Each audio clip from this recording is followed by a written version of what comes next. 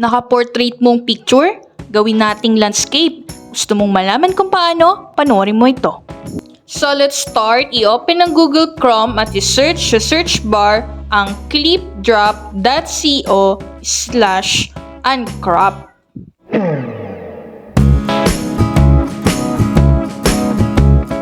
So let's try. Mag-upload tayo ng portrait na picture dito. Mag-intay lamang ng ilang segundo hanggang ma-process ang portrait picture nyo at maging landscape. So ayan, okay na. Bukod sa resulta na ito, marami ka pang choices na pwedeng pagpilian. I-click nyo lang itong arrow. Para ma-download ito ng libre, i-click ang arrow down, then Gmail, at i-send ito.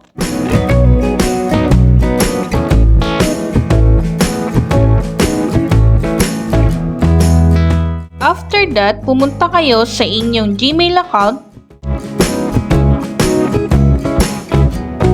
at saka nyo ito i-download dito.